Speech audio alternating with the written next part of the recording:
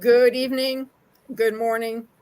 Welcome back to Passionate World Talk Radio Network, a wholly owned subsidiary of Global Media Network LLC. Educate, enlighten, entertain. And on today's episode of State of Current Affairs with your host Lillian Caldwell and Vicky Esther Chang from Singapore, of course, the island that roared, we are going to explore superfoods, what you should put in your mouth, your holy temple, your body, and also about Singapore itself, because we all know Americans are a little bit hazy on geography. So we thought we'd help them out this morning. So good morning, Vicki. Hi, good evening, good afternoon, and good night. Good evening. Yes, this is 9:41 p.m. on a Tuesday evening on the 29th of October. And Lillian, 2024 is coming to a close. And I think in 1 week's time, America is going to determine its future and its fate. And likewise, the rest of the world, all eyes are on the American election right now. And then, we will see what happens with your new president, what he or she is going to do with the wars in Europe and in the Middle East, and if he's going to calm down the third point of potential war that is going to be at the South China Sea. That's where I am. So really precarious times. But I've got two articles, a bit of shameless promotion for Singapore, and a third article on superfoods. Okay, without further ado, thank you so much, Lillian, for hosting this state of our current affairs. And just to recap, last week we talked about, I don't remember. We talked about the usual stuff, fascism. No. We also talked about pollution and the types of pollution inside, outside. We talked about food and the waste. And exactly. And today, just to have a little bit of social talk before we get in the two news articles. I just returned back from an AI tech event, a 3-day event in Singapore, which is a global event, and I got the experience of interacting with a robot dog. It's a robot that crawls and it does a lot of stuff. A lot of things is happening around the world already. With Passionate World Talk Radio, you already have Ruby AI, and you've got Flux. I think the show is sponsored by Flux, and the world.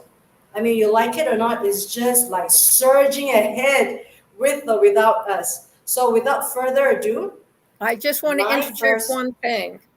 Yeah. In the United States now, they're telling the companies and business organizations and the corporations, if you're not using AI, you're no longer competitive. Yes. So either learn to use it now or quietly find a hole, bury yourself in it. Because once Pandora's box is opened, it's already open. Stuff the genie back in. So I need to say thank you. Yeah. So thank you so much. The first article. Okay, you can find this. I got this article from independent.sg, and you can find similar articles because they're reporting that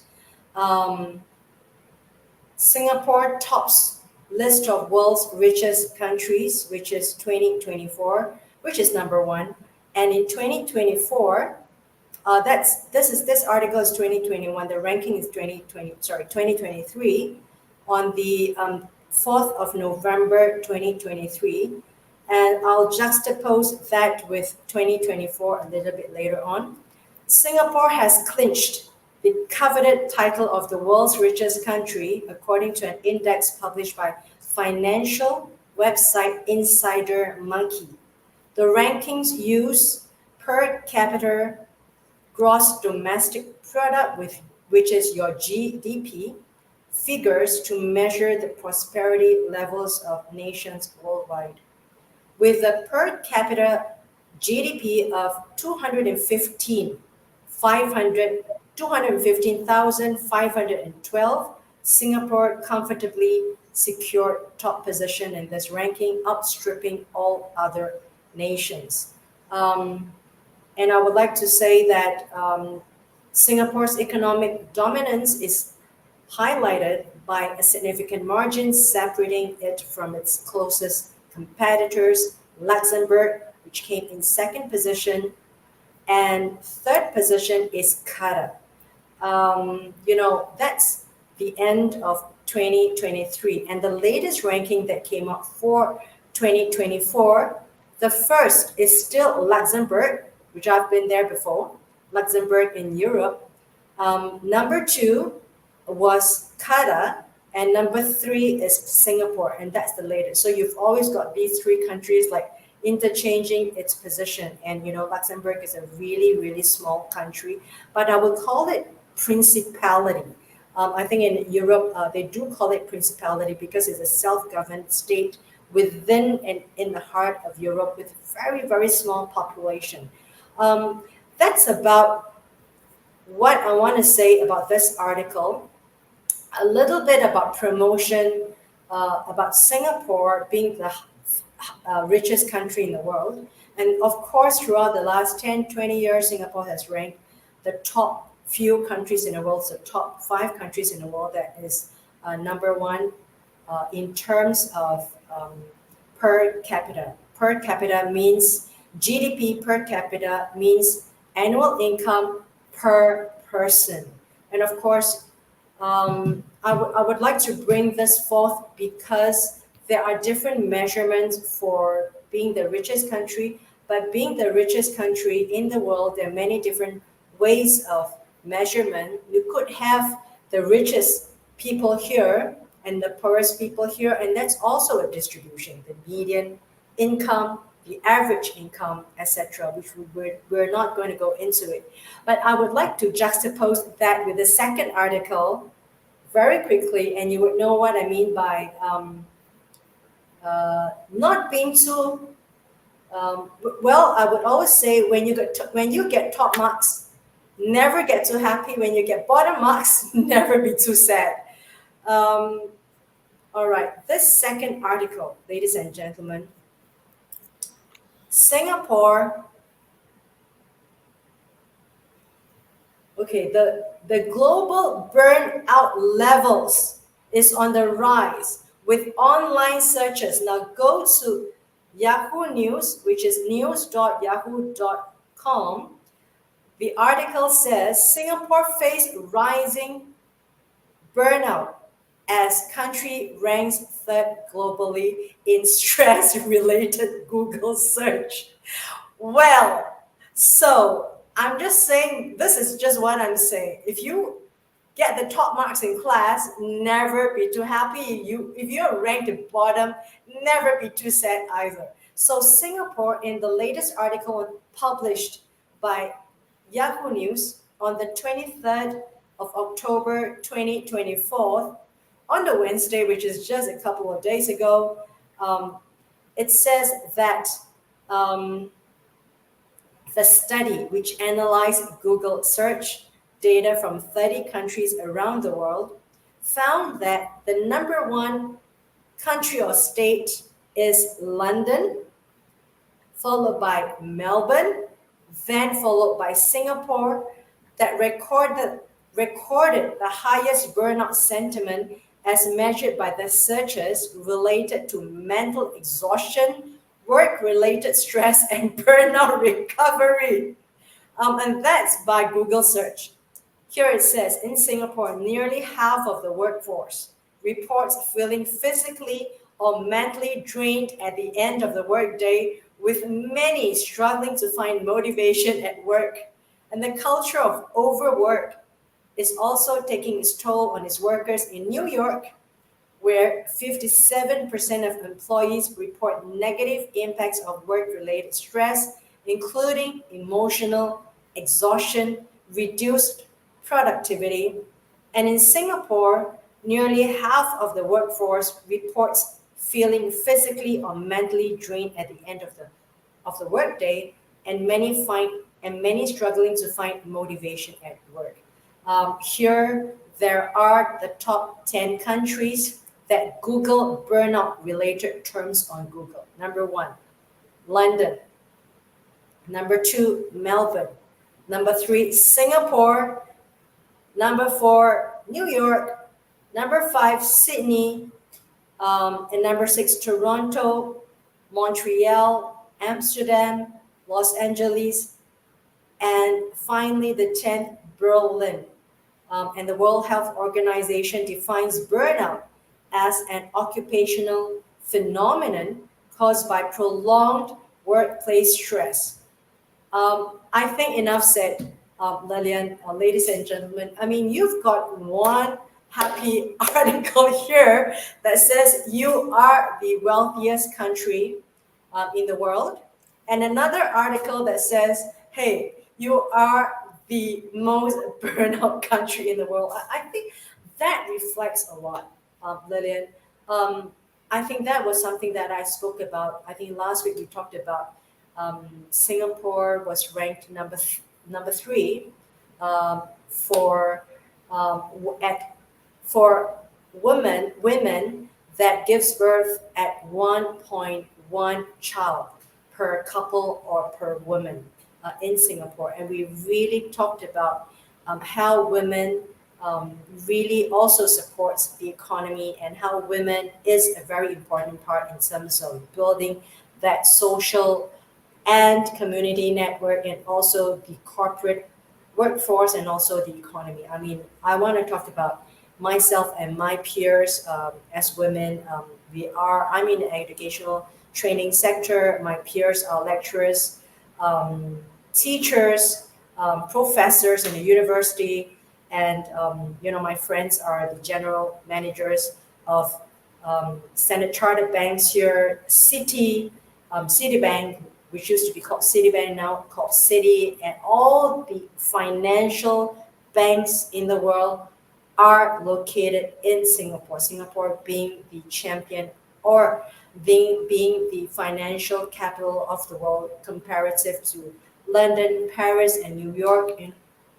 And we host the world's biggest MNCs here as the regional headquarters in this part of the world, in the heart of the Indo-Pacific. I mean, you're talking about an island of 6 million people supporting the world's wealthiest country.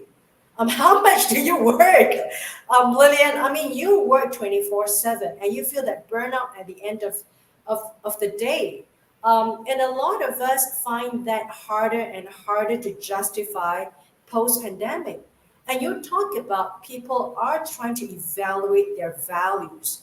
I mean, pre-pandemic and the way we are brought up here in the capitalistic society, as like in London, in New York, in Paris, not Paris, but capitalistic countries in the world, the people, are trying to champion the capital, bringing in the capital for yourself and for the country. And with no apologies, people are just trying to surge ahead and climb the corporate ladder. We are born and educated and kind of brainwashed or brought up or cultivated to be politically correct to think that you have to work and your value of your life is more work for the employer, the company that employs you because they pay your salary. This notion about you being a slave in inverted commas to the corporate world kind of makes everyone kind of wake up only post pandemic because we start to find that life is much more important than the corporation. And I think we talked a little bit about some weeks ago that I touched on in Europe, the unions are really, really powerful. We did touch a little bit about that, but not delving in it because people like us, we are the cog in the machine and we bring back the ROI for the corporations and then for the shareholders. And of course, we can be the shareholders of the country also. But one thing I want to say is that I think that value and how we value about our lives being in the cog of the machine, and being plugged in to make that machine work, we are starting to evaluate that priority. I mean, thinking of all these companies, they are just saying goodbye to a golden handshake to the workers, with an email. So I think people start to realize that, let alone being the burnout, and the being burnout just is that icing on top of the cake to let you evaluate your value. Um, I think, in times of post-pandemic economy, and also in the age of AI, we are at the emerging of the explosion of AI, where robots will take over our jobs. I think times are right that we evaluate, our balance. Yes, um, the word is work-life balance. I don't think a lot of us have work-life balance. It is a misnomer. There's no work-life balance. There's no work-life harmony that some people try to say. It's always about, yes, give and take. It's always about, being grinding every day, just being like a hamster, running its treadmill, every day, and just being in the groundhog day. I think it's time for people to check themselves, and maybe that's the reason people are quiet quitting, or people are just quiet quitting from their lives, from the social groups, and from their jobs, and, from the economic, um, rat race. So, I think these two articles just goes to show, you want a balance, where as in you want money or you want life. You want money or you want life. A lot of us feel that by the time that clock starts to tick, for a woman, the childbearing age is over. You kind of wake up, hey, the time is gone, right? And for women, the dating period is gone. Having the family, building the family is already gone, and then that clock doesn't come back. That time doesn't come back. The company can cut you out. The company can employ another person anytime, but your life and your time is indispensable. They will not come back. So I think today there's an article about Gen Z. They're trying to decouple financial success and corporate rat race. Today there's an article in Bloomberg, or in the Forbes, that says that Gen Z is already starting to successfully decouple themselves from financial success through the corporate rat race. So, again, that two articles for everyone to ponder. Mothers and fathers, and all of us in the capitalistic world. Not saying that's bad, because it gives us, an opportunity, an equal opportunity, an equal footing to start that race, and that race starts now. Ding, ding, ding, ding. We gotta churn ahead, and I have never worked so hard in my life, Lillian, to be doing so much, because I know the clock is ticking, and I know that we are mortal beings. There will come a time whereby our useful life and our shelf life will expire. And when that time comes, no one is going to give you an apology, Vicky. No one is going to give you an apology, Lillian, because you never created that chance for yourself to visit the country that you want, to do the things that you want, to, taste the coffee at the beach that you wanted. No one's going to apologize to you, because you never created that opportunity for yourself. So, Lillian, with that, a lot of sentiment in me, two paradox, two articles that are on the opposing end, and a third bonus article before we sign off, before I give you back the floor, is my pet subject, um, introducing 15 superfoods and the scientific reasons to eat them. Well, I'm not going to talk about the scientific reasons, but I'm just going to give it as a bonus takeaway for today. Now, these are the food that I take a lot, because I'm a vegan. But there aren't. For a long time. I've been trying to be macrobiotic. just eating fish and grains, vegetables, and done in a way that is really light. Even eating, raw foods, right? I've done that for a long time. I hope that kind of keeps my longevity and my looks for vanity and health reasons, of course. The first food here, ranked number one, is avocados. I love, but really expensive here in Singapore, of course, because we got to ship it from different parts of the world. Number two, pomegranate, my mom's favorite food. Pomegranate, many reasons, but I'm not going to talk about the reasons. Number three, the berries, strawberry, blueberry, raspberry, cranberries, etc. That they are seen as the superfood because they are cancer preventative. I'm not going to talk much about the research because we can delve into it. Number four is broccoli. Number five, seafood. Number six, garlic and onions. My favorite love because I eat them raw, especially early in the morning. The garlics, mushrooms, nuts and seeds. I love them. Dark leafy greens, part of my staple. And grains, ancient grains, buckwheat, quinoa. My favorite, of course, I cannot do without every week my organic brown rice. With taking this with a pinch of salt is um, go for organic, go for where they're grown and whether they're certified organic, whether they're wild. I'm going to leave that into another session whereby we talk about all these superfood and how you should look at the labels. And of course, nothing compared to if you have your own garden, like in France, they have their own garden. They actually grow their tomatoes, their strawberries, whatever they could out. Their mint, of course, their mint leaves out in the garden. So the superfoods for everyone just to have their thoughts. Go for organic or natural. And if you could not find organic label or natural, go for the source of the country. Right? These are the three things that I usually go because it's so hard to get organic.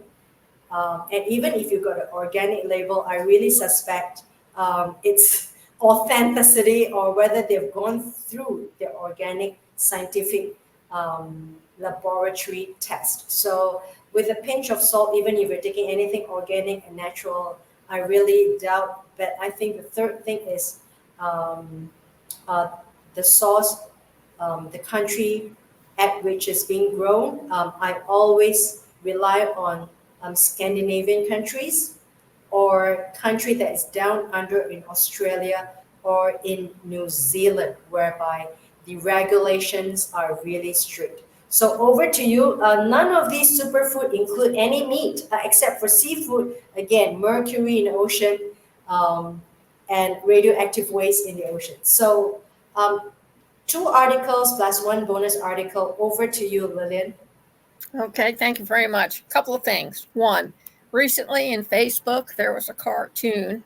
Actually, it wasn't a cartoon, although Republicans could probably view it that way. And there was a group of veterans sitting around, and one of them says, "In World War II, we fought the fascists." And then another veteran says, "Now we have an opportunity to vote for one." What's wrong here? I am not going to go into a political diatribe, but I just wanted to bring that up to understand the mindset of this country, because you always pay a price for what you want, whether you want to acknowledge it or not. The only thing I'm saying there, superfoods, you are what you eat, as Vicki told us. You're super stressed, you're super burned out, but you're also healthily doing it because you're eating the right foods. You can eat a vegan diet or even a vegetarian diet on a restricted diet. I know because I eat more vegetables and berries than anything else. Can't have red meat, haven't had it for over 40 years, don't particularly miss it much. I'm very frugal with the fish because, goodness gracious, you don't know what you're eating anymore. Yep. And as for the vegetables, I grow red peppers inside my apartment. It comes out really well, and tomatoes. But since I can't have citric acid anymore, I gather the tomatoes and save them to give to my son, who then has his wife and makes it into a tomato sauce or tomato soup or tomato jam, depending what kind of tomato mood you're in. As for other things in life, you should always remember that no matter how bad things are, they can either get worse or you can become part of the solution and do something about it instead of just going, all right, so they're going to drop the atom bomb. So what else new? I mean, it's bad enough that I say, well, I won't be able to get my prescription drugs, so I'll just, die. I already know that, but that doesn't mean I'm not going to do something to try to avoid the inevitable, because you can, as they say, get hit by a car or shot in the shopping mall, or you can fall down a sewer hole without realizing it. And of course, if you're texting, that's a lot easier than done. So there are all kinds of variables out there, and it's only you who can make a difference, nobody else. And while you feel that one is solitary, if you put everybody together, it becomes bulky. As they say, a pound of feathers is a lot heavier than an anvil. So think about that. I want to thank you very much for joining us this Oh, evening. before you start to conclude, Lillian, um, just to remind anyone, if you can't get any of these superfood, if you want to add two things into your diet that doesn't cost anything, I would always recommend um, vinegar, apple cider vinegar with the mother, right? Dilute it, um, drink it in the morning. Yes, we will die, we will expire, but you need that energy. You need that kind of spurt of that positive surge of energy and the vibe. And some of these food does give you the kind of positive energy. You kind of feel, hey, I feel better, and I move a lot faster. And the other thing, a green tea, right? Yeah, And if you want to have I coffee, drink that just all go the for time. and And go for the straight coffee without the sugar or the milk or any additives. In France, espresso or double espresso or the long espresso they call it. So have that. I think do that without any additional stuff. So Lillian, over to you. I can't help but just add one more That's stuff. okay. One more thing. People want to know why I don't look like I'm 73. They want to know why I don't have lines all over my face. Stay out of the sun.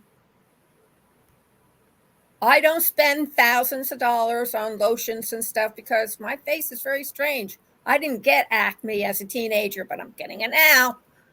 Who knew? So you have to take care of yourself. But if you stay out of the sun, chances are you'll look a lot younger. And then the other thing you probably don't want to hear is go out and walk around, even if it's only 15 steps.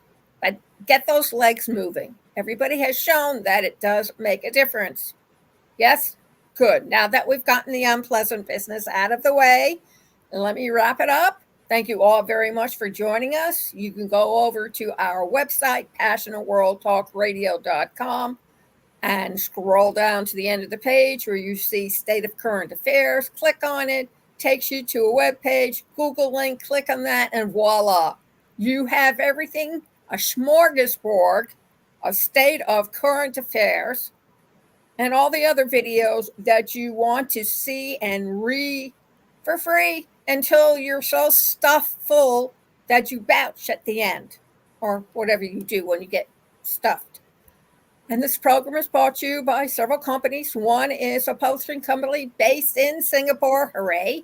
And this publishing company will help you get your memoirs published. So contact us at pwrnetworkllc@gmail.com. Give your name and your email and a good time to contact you. And if you're not, try, give me your phone number and we'll call you back and give you all the gruesome, twosome details. Another one is MyFlex Connection. And go check us out at https:// AI with Lillian. How easy is that? You get a demo and it will take you around. It's an investment, folks, just like everything else. Your CPU is an investment. And who doesn't like to play games? I know you guys do, and you spend a lot more in gaming than anything else. So look us up. Interested? Again, PWR Network, LLC. Name, phone number. Interested? Let's get together. I'll show you how it works. Sound good? One more. The obstacles of podcast training. 2 months, 1 hour a day. 2 for the price of 1. Everybody needs a partner. Even the dancers for ice skating can tell you that. It's very difficult to throw yourself up into the air and be caught. Splat. Who wants to splat, right? So that wraps it up. Enjoy the rest of the month. Hallows Eve is the 30th. Halloween is the 31st. Check your candy for unnatural substances. Or better yet, avoid the trip to the dentist and don't get any candy. Huh? That sounds even better. Yes, I've been going to the dentist all my life, and I stopped having cavities when I was 25 years ago, which makes me somewhere in my 50s. Yeah, well, I can do simple math. Just keep the algebra out. Oh, social media websites. We occupy the first 25 pages of Google. Try us. You'll love us. Thank you very much and have a great day.